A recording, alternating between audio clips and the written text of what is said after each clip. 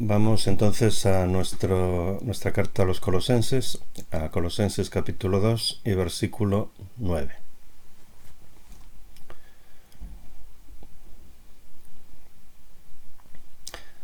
Había terminado el versículo 8 diciendo, y no según Cristo, coma, y no según Cristo, coma, porque en Él vive toda la plenitud de la deidad corporalmente, porque en Él vive toda la plenitud de la deidad corporalmente.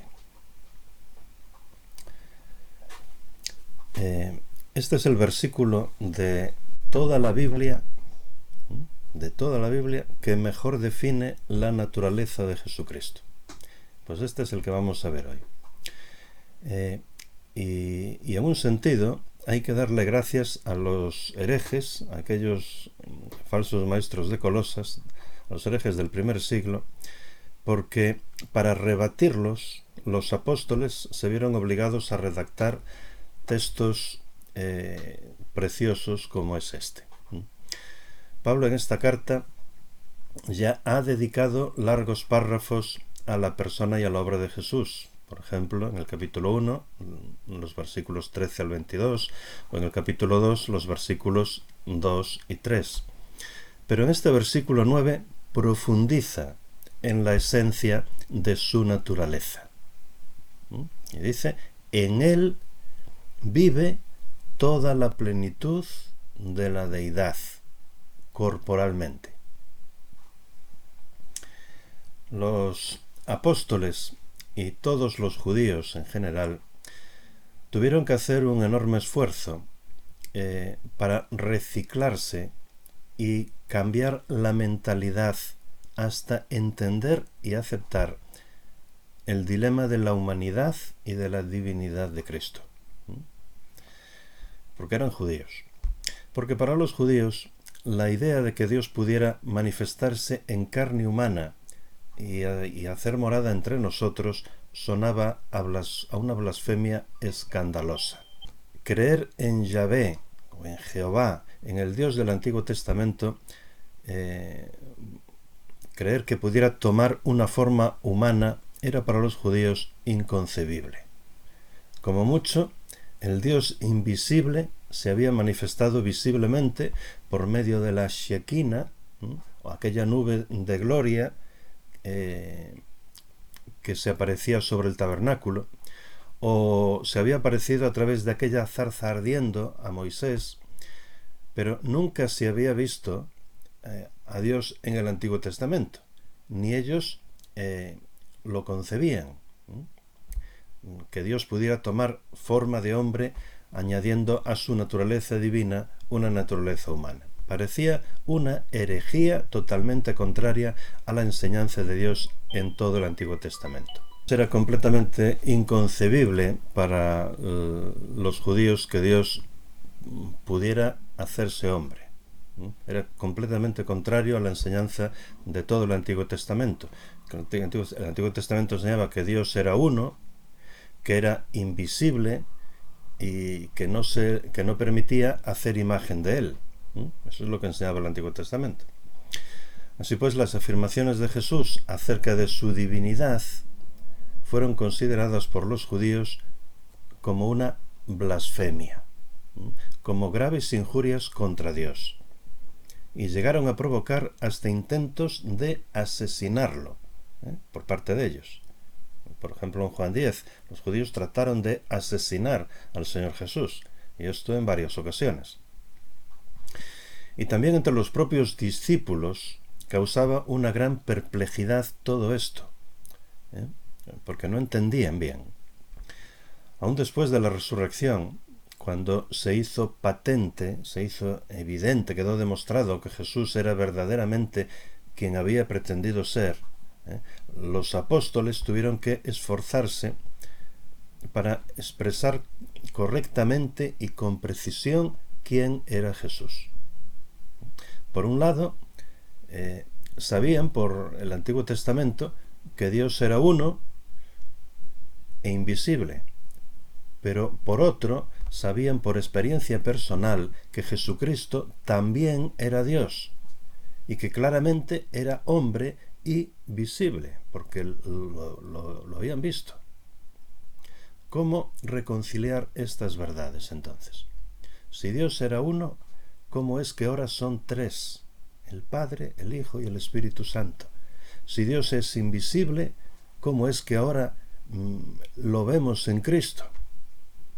¿Cómo explicar que en una misma persona, en la persona de Jesús, pueda haber dos naturalezas, la naturaleza humana y la naturaleza divina? Era complicado de explicar, ¿verdad?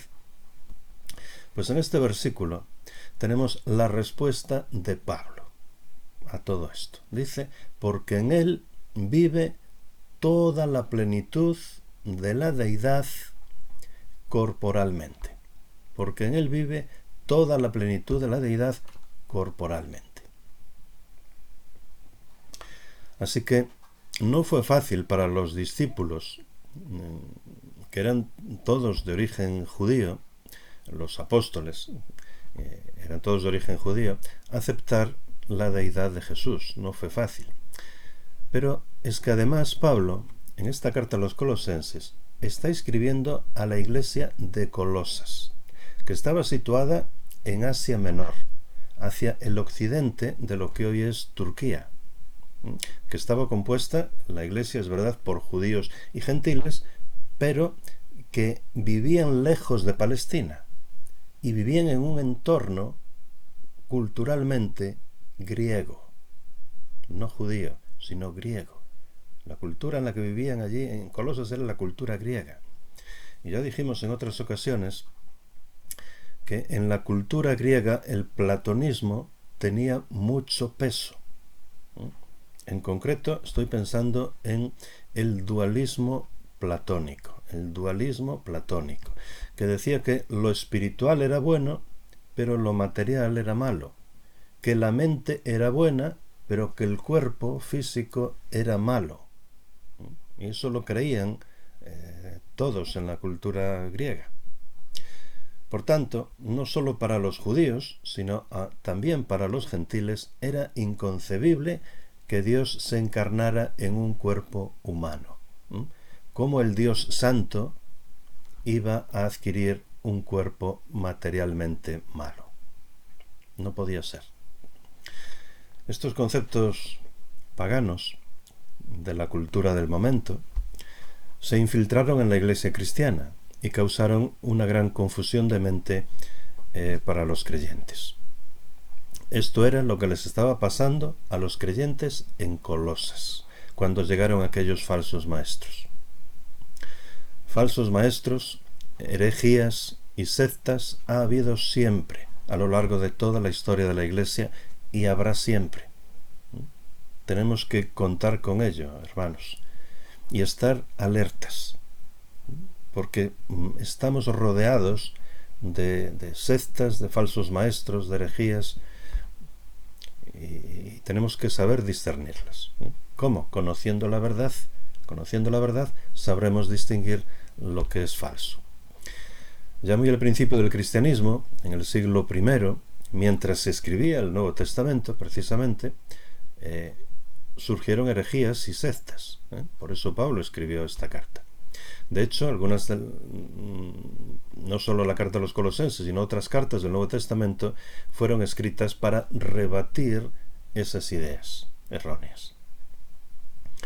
Algunas de estas herejías y sectas fueron el gnosticismo, el ebionismo, el cerintianismo o el docetismo, que consideraban a Jesucristo de la siguiente manera. Todas del siglo I. El gnosticismo decía que Jesucristo no era Dios, sino que era una emanación de Dios, es decir, un semidios, un ente intermedio entre Dios y los hombres. Un ente como había otros, no solo Jesucristo, había otros entes para ellos. El ebionismo y el cerentianismo estas sectas eran diferentes, pero sobre Cristo pensaban lo mismo. Y ahora hoy estamos considerando a la persona, a la naturaleza de Jesucristo. Sobre Cristo pensaban lo mismo. Decían que Cristo fue un mero hombre, que no era Dios, que era un mero hombre, sobre quien el Espíritu de Dios descendió en su bautismo a fin de capacitarlo para la obra que había de realizar, pero que lo abandonó en la cruz. El Espíritu de Dios descendió sobre el Hijo de José y María, pero lo abandonó en la cruz. Es decir, para ellos Jesucristo era solo un hombre y no era Dios. En cuanto al docetismo, su nombre viene del griego dokeo, que significa parecer, y al contrario del ebionismo y el cerintinismo, afirmaban que Jesucristo sí que era Dios, pero que nunca tuvo una naturaleza humana. Simplemente, como un fantasma, aparentaba tener un cuerpo humano, pero no lo tenía realmente. ¿Y por qué llegaron a esa conclusión? Pues porque partían de una premisa cultural errónea. La idea de la cultura de su tiempo de que el cuerpo era malo. Entonces, claro, ¿cómo el Dios Santo iba a adquirir un cuerpo material malo? ¿Os dais cuenta? Estamos ante una de aquellas premisas o presuposiciones del mundo, de las que habla el versículo 8, que eran falsas y que por lo tanto llevaban a conclusiones equivocadas. Pues para corregir estos errores, Pablo escribió esta carta a los colosenses y les dice clara y contundentemente que en Cristo vive toda la plenitud de la deidad corporalmente. Esta afirmación de Pablo hace evidente que las herejías de Colosas, que los herejes de Colosas, entre otras cosas, negaban de alguna manera que Jesucristo fuera Dios y por tanto el único, preeminente y todo suficiente Salvador y Santificador. Por eso añadía la necesidad de el conocimiento superior del gnosticismo, de la necesidad de la ayuda de ángeles y de los astros, de las prácticas legalistas del judaísmo, del misticismo oriental y del ascetismo o duro trato del cuerpo que era malo. Ahora, al acercarnos a esta definición de la persona de Cristo del versículo 9, debemos recordar que no se trata tan solo de una explicación humana de Pablo, sino que también hay una inspiración divina, que esto es lo importante. Detrás de Pablo estaba el Espíritu Santo, inspirándolo a él y a sus escritos.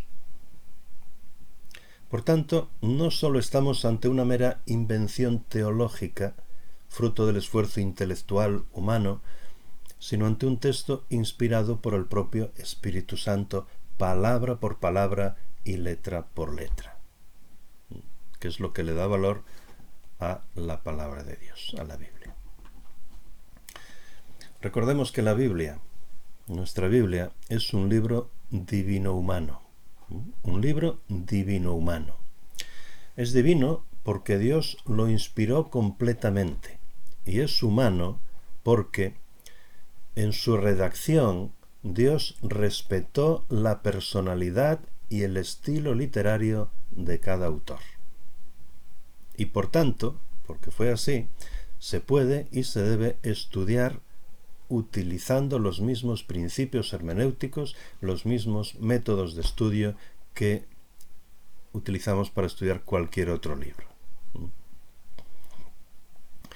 Dios se reveló a los hombres por escrito y lo hizo utilizando el método de la inspiración.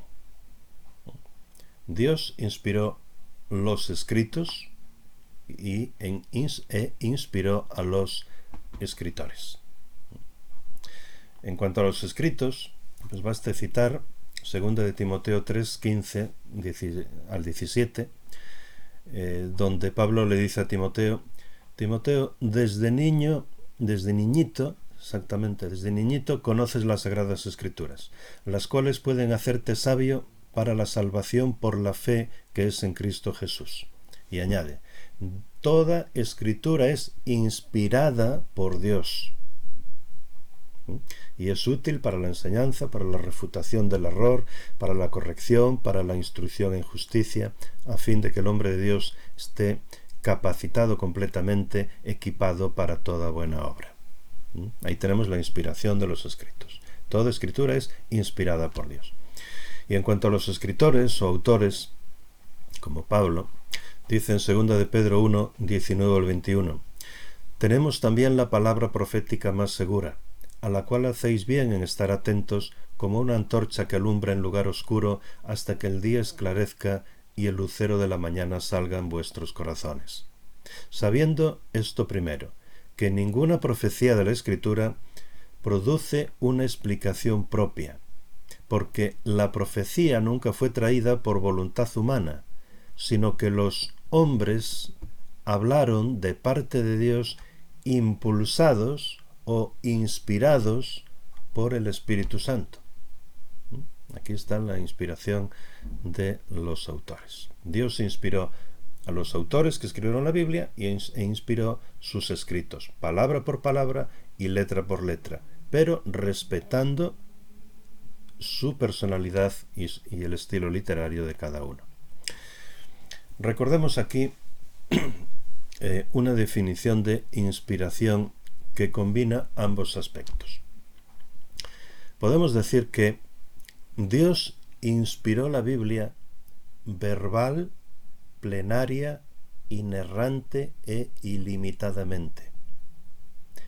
¿Cómo lo hizo? Supervisando a los autores humanos para que, respetando su personalidad y estilo literario, escribieran sin error su mensaje a la humanidad, en las palabras de sus escritos originales, no en las traducciones que tenemos a los diversos idiomas, al castellano por ejemplo, sino en los escritos originales.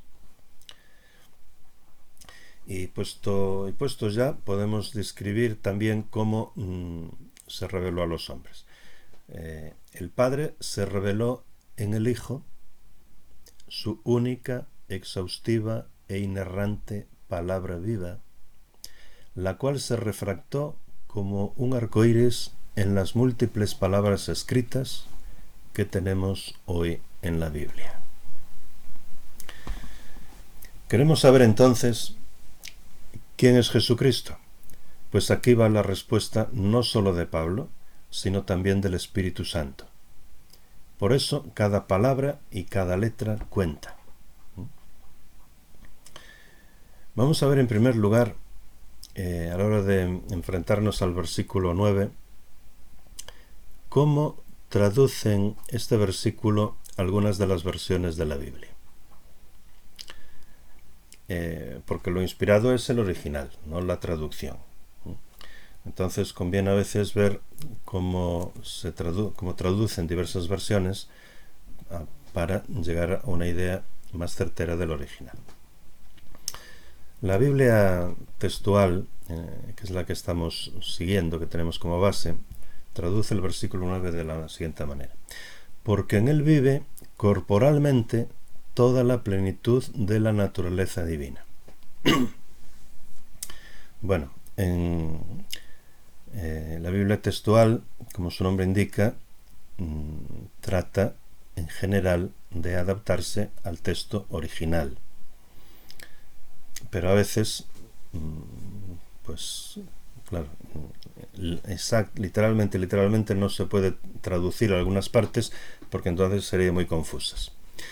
En este caso, dice, porque en él vive corporalmente. Ese corporalmente no está ahí, está al final del versículo. Y dice, porque en él vive corporalmente toda la plenitud de la naturaleza divina. Bueno, naturaleza divina. En el original es una palabra y la vamos a traducir por deidad. Por deidad. Naturaleza divina está bien, pero vamos a traducir por deidad, porque vamos a hacer una comparación. La Reina Valera del 60 dice, porque en él habita, y está bien, se puede traducir porque en él vive, o habita, o reside, es lo mismo, corporalmente. También ese corporalmente debía estar al final. Toda la plenitud de la deidad. Ahí la Reina Valera del 60 utiliza la palabra deidad muy bien y además con mayúscula. Le pone la D con mayúscula, la primera, porque se refiere a Dios mismo. La Reina Valera del 2017 dice, porque en él habita toda plenitud de divinidad corporalmente. Pone corporalmente al final, como está en el original, pero en lugar de deidad utiliza divinidad. Y debía de ser deidad. Es verdad que pone divinidad con mayúscula, para indicar que se refiere a Dios mismo. Pero más correcto, por lo que vamos a ver a continuación, sería deidad, en lugar de divinidad. Porque vamos a compararlo con Romanos 1:20, donde se utiliza, donde se debe de traducir por divinidad.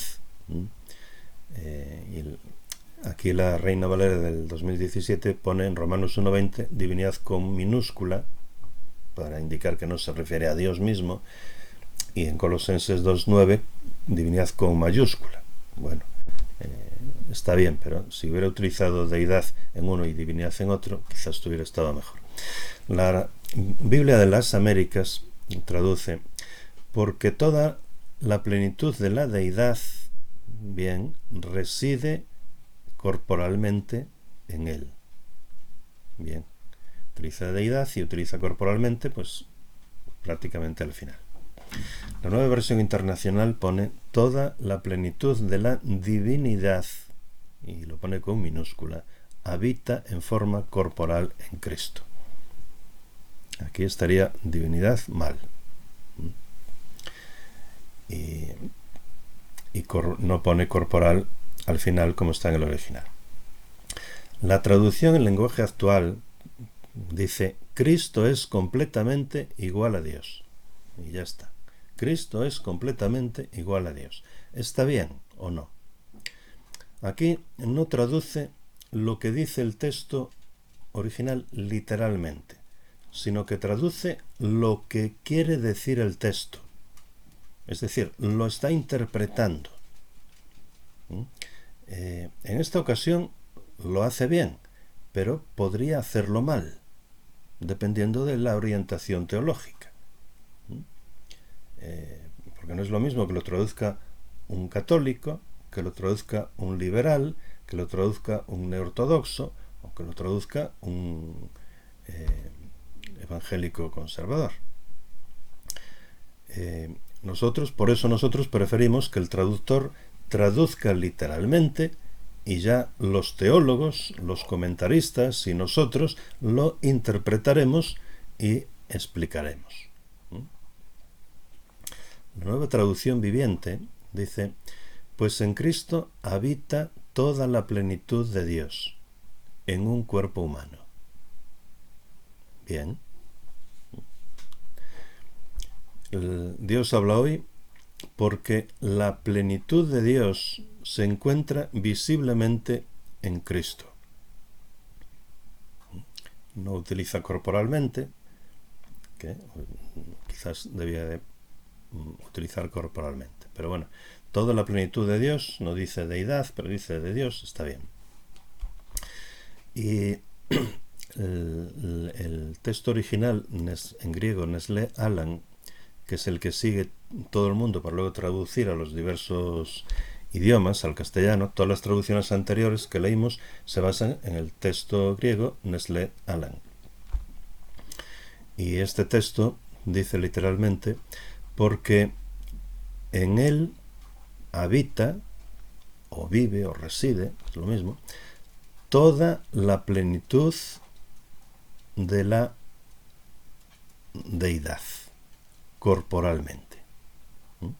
Por eso nosotros vamos a seguir el texto original y vamos a seguir el comentario en el orden que está en el original, y vamos a traducir: porque en él vive toda la plenitud de la deidad corporalmente.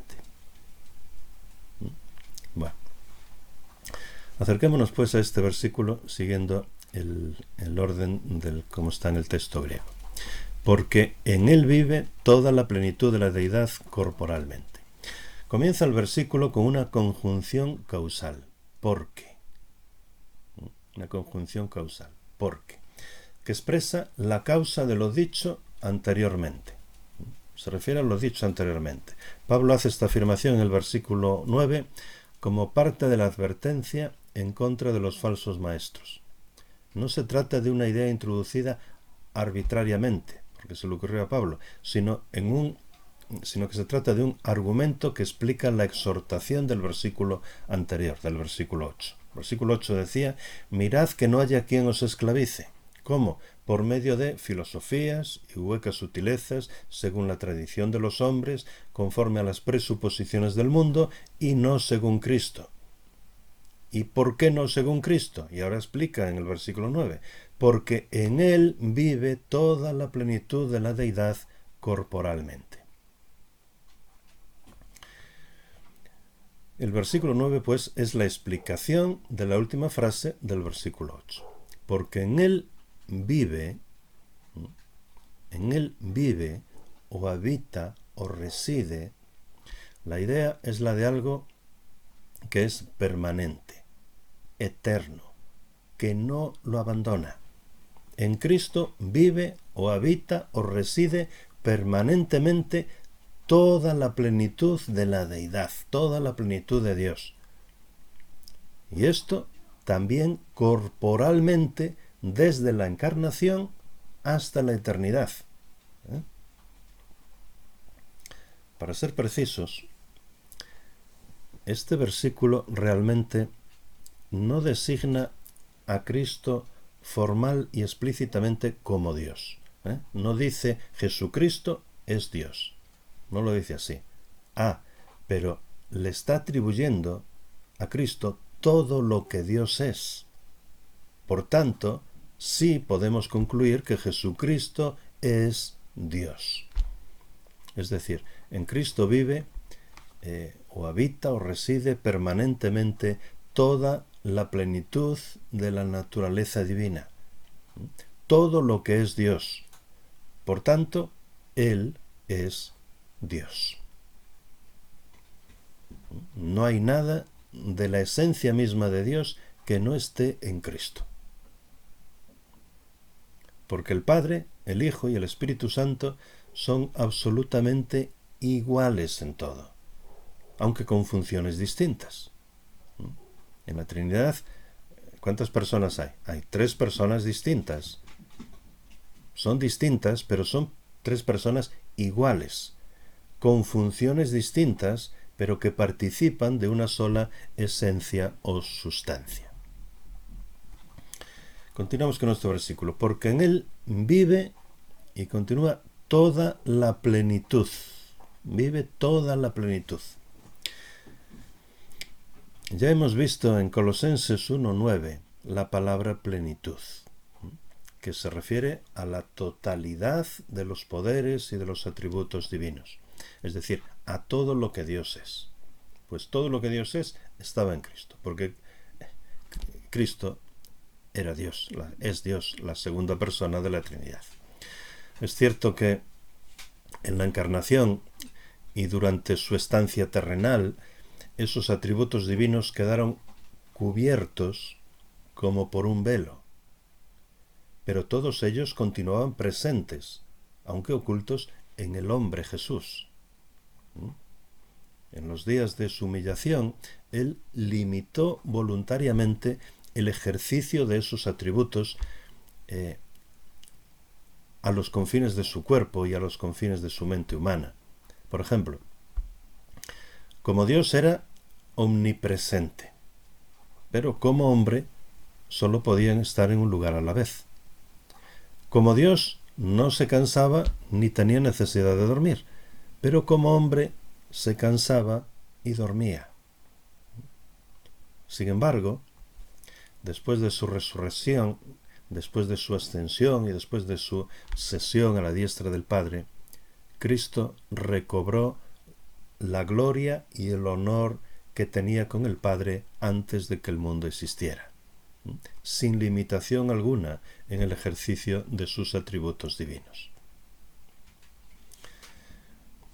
Nuevamente, debemos entender esta frase, toda la plenitud, en contraste con las enseñanzas de los falsos maestros.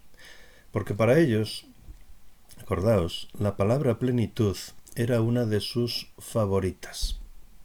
Creían que la plenitud de Dios se encontraba en el conjunto de todos los señores celestiales y que Cristo solo era uno de ellos. Cristo para ellos era una de las muchas emanaciones de Dios. Pero Pablo dice, no es así, sino que solo en Cristo está toda la plenitud de la deidad. Fuera de él no hay nada bueno ni divino, sino solo cosas espurias y diabólicas. Ir detrás de otros intermediarios o filosofías es negar la verdad de Dios y seguir la mentira del maligno. Así que porque en él vive toda la plenitud de la deidad. Toda la plenitud de la deidad, o de la naturaleza divina, o de Dios. Existen, como dijimos antes, dos palabras griegas muy parecidas, pero diferentes. Son muy parecidas en la forma, pero diferentes en matiz. Una la encontramos en Colosenses 2.9, aquí en nuestro versículo, y que la traducimos por deidad, y en griego es teotes. Y otra la encontramos en Romanos 1.20, solo las encontramos en estos versículos. En Romanos 1.20 es teiotes, una es teotes y otra teiotes. Lleva una pequeña i en el medio. Y en Romanos la traducimos por divinidad. Así que para distinguirlas, en Colosenses la traducimos por deidad y en Romanos se traduce por divinidad, que es una palabra parecida, pero con un matiz diferente. No es lo mismo deidad que divinidad. Allí en Romanos 1.20 dice, porque desde la... Vamos a leerla según la versión de la Biblia de las Américas. Porque desde la creación del mundo, sus atributos invisibles, su eterno poder y divinidad, teiotes, se han visto con toda claridad, siendo entendidos por medio de lo creado, de manera que no tienen excusa. Está diciendo que en la creación la divinidad de Dios se percibe, se ve, se puede adivinar. Es decir, la mano de Dios se ve en la creación. Teotes, deidad, se refiere a Dios mismo, a la misma esencia de Dios. Por eso muchas versiones lo traducen por naturaleza divina, como hace la Biblia textual. Mientras que teiotes, divino, se refiere a una cualidad o atributo de Dios, pues a su existencia, a su omnipotencia, a su omnisciencia, su amor, su santidad, etc. Cualidades que todas se pueden adivinar a través de la creación. Por la creación sabemos que Dios existe, que es omnipotente, que es omnisciente, etcétera, etcétera. Teotes indica la presencia de Dios mismo, mientras que teiotes indica la presencia de la mano de Dios, que no es lo mismo. De manera que aquí Pablo no quiere decir solamente que algunas cualidades divinas se manifiestan en Cristo, sino que la misma esencia de Dios mora en él. Cristo no es solo divino, porque sus obras tengan un origen en el poder de Dios, sino porque él mismo es Dios. Muchas sectas admiten que en Jesús mora alguna forma de divinidad. Por ejemplo, los gnósticos, los arrianos o los testigos de Jehová. Creen que Cristo es un semidios. Pero lo que hace este versículo es decir que Jesucristo es Dios, absolutamente igual al Padre, igual al Espíritu, incluso en su humanidad. Porque el ser humano, leímos durante el culto, el ser humano fue creado por Dios y fue creado santo y puro, y al final dijo Dios, y vio Dios que era muy bueno. Entonces, cuando Jesucristo adquirió una naturaleza humana, cuando añadió una naturaleza humana a su naturaleza divina, no se rebajó en nada. En todo caso, entre comillas, si pudiera ser, se enriqueció con la naturaleza humana. Porque el hombre, tanto en su alma como en su cuerpo, que el hombre es una integridad, fue creado por Dios bueno y santo. No como decía la cultura griega y llegaron a esa conclusión algunas de las sectas. Así pues, Cristo no es una mera emanación divina, un ser intermedio entre Dios y los hombres, como los señores celestiales proclamados y venerados por los falsos maestros. Él no es una parte de la deidad, como si Dios pudiera fragmentarse o dividirse en varios seres cósmicos, sino que toda la plenitud de Dios está en Cristo. Él no es solo como Dios, sino que es Dios, absolutamente Dios. Así que el apóstol usa aquí el término griego teotes, deidad, el cual, a diferencia de teiotes, divinidad, no indica meramente una cualidad o atributo de Dios, como en Romanos 1:20, sino que se refiere a Dios mismo, a la esencia misma de la deidad. Cristo no es similar al Padre, sino igual al Padre, consustancial con el Padre y con el Espíritu Santo. La palabra griega teotes, deidad, quiere decir la esencia, la sustancia y la naturaleza de Dios misma, mientras que teiotes, divinidad, se refiere a las perfecciones o atributos divinos. Cristo, aun como hombre, no era simplemente semejante a la divinidad, teiotes, sino que en el sentido más completo era Dios mismo, teotes. Una cosa es ver las obras de Dios, la creación, y reconocer la mano de Dios en ellas, y otra es ver al Dios de las obras encarnado. Así que teiotes, del versículo de Romanos 1:20, indica la presencia de la mano de Dios. Así la creación es una obra divina, cuya perfección da fe de la intervención de la mano de Dios, mientras que teotes, en nuestro versículo, indica la presencia de Dios mismo, la esencia de su misma naturaleza. De manera que aquí Pablo no quiere decir solamente que algunas cualidades divinas se manifiestan en Cristo, sino que la misma esencia de Dios mora en él, porque Jesucristo era y es Dios por la eternidad, igual al Padre e igual al Espíritu. Y finalmente nuestro versículo termina diciendo porque en él vive toda la plenitud de la deidad, y termina diciendo corporalmente, con cuerpo incluido.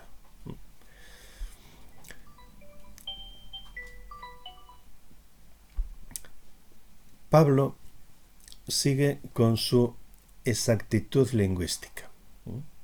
dice que la plenitud de la deidad mora en Cristo también corporalmente, en carne humana, tanto en la encarnación como durante su vida terrenal, como ahora que está en el cielo, corporalmente, con un cuerpo de gloria, glorificado a la diestra del Padre y por la eternidad. Contra esta verdad se han alzado diversos falsos maestros y sectas a lo largo de la historia. Algunos han negado su humanidad y otros han negado su divinidad, como el docetismo, que decía que el cuerpo físico de Cristo no era real sino solo aparente, como un fantasma. Y contra todas ellas, Pablo hace resonar la palabra de Dios en Colosenses 2:9, porque en él vive toda la plenitud de la deidad corporalmente. Amén.